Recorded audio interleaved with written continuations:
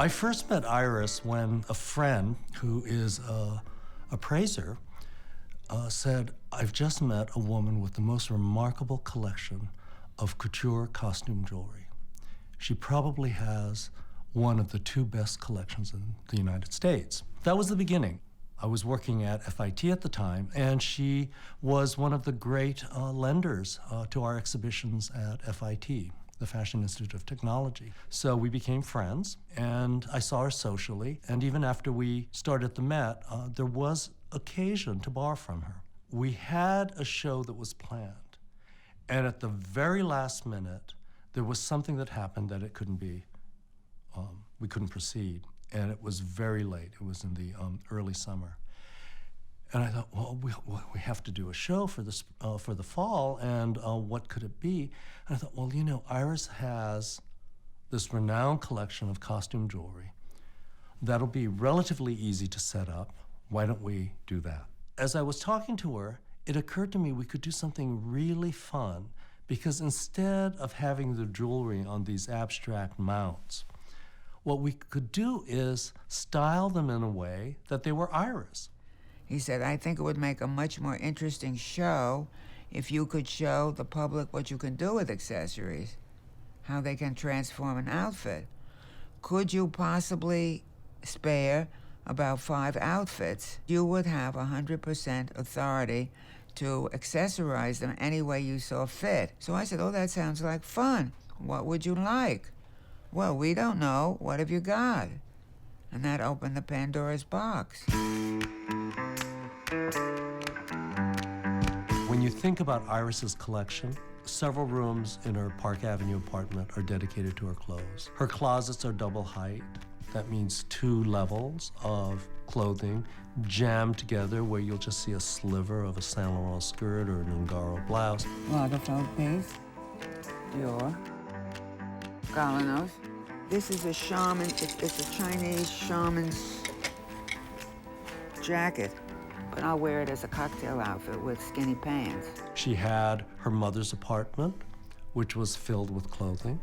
She had her apartment in Palm Beach, which was filled with clothing. And so even for the person who's put it together, you know, what point do you select this over that? We knew that this was going to be a show that looked like nothing else we had ever done. They were very much afraid because they had never done a one-woman show, ever. It was like a written law. If you were a one-woman show and you were not in the trade, you had to be dead. Because the previous exhibition had fallen apart and there was no sponsorship, we had to make it very close to the vest. I mean, there was not a lot of publicity. It would have to be word of mouth. We didn't expect that it would be quite the phenomenon that it was.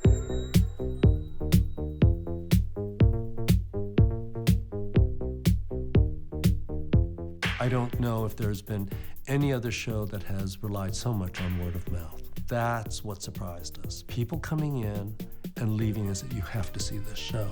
The response was remarkable.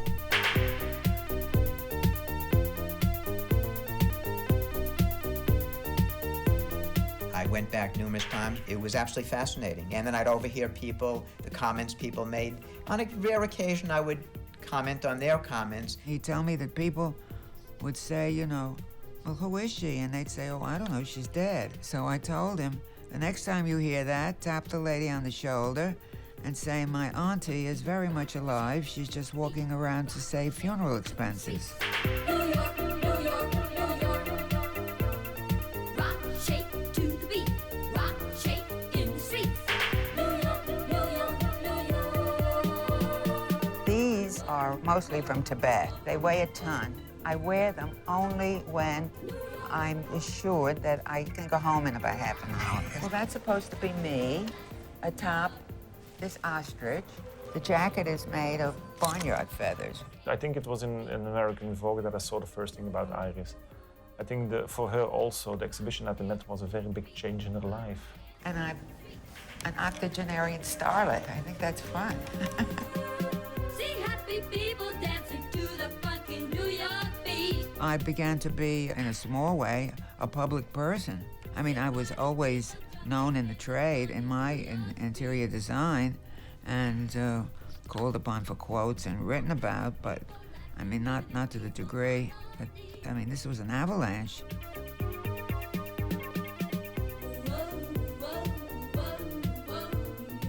I think part of the reason they responded to it was this feeling that it was play. Here was somebody who was just having a great deal of fun. Life is gray and dull, and you might as well have a little fun when you dress and amuse people. Do you like that? Did you hear what she said? Yeah.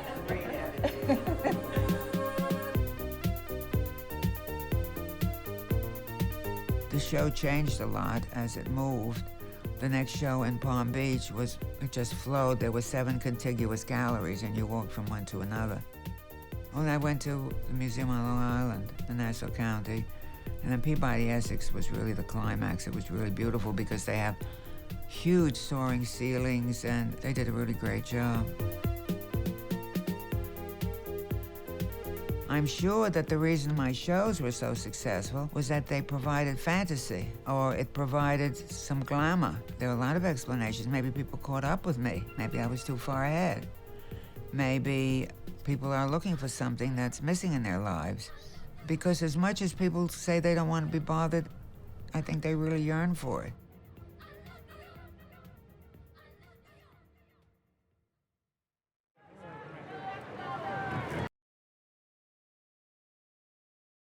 Mrs. Lohman, the original, said, "You're not pretty, and you'll never be pretty, but it doesn't matter. You have style." Iris Apfel. Over 75 years of influence in fashion, interior design. I don't have any rules because I would only be breaking them, so it's a waste of time. Our accessories to do is compose a new vision. That's inspiration for me. You're killing it. You look so good tonight. I don't know if there's been any other show that has relied so much on word of mouth. An octogenarian starlet. I think that's fun. Their fabric company had done a lot of work for administrations in the White House. I get more kick out of this. It cost $4 and change, and if my husband took me to Harry Winston. But we had a problem with Jackie. Stop. I want to do more things in this life with my job. No, I couldn't do any better. Oh, I like being active. I like being in the world and of the world. You might as well have a little fun when you dress and amuse people. I've never heard you say, I don't like the way that person dresses. I can't judge. It's better to be happy than well-dressed. 素敵に楽しく生きる人生の極意。アイリス・アプフェル、94歳のニューヨーカー。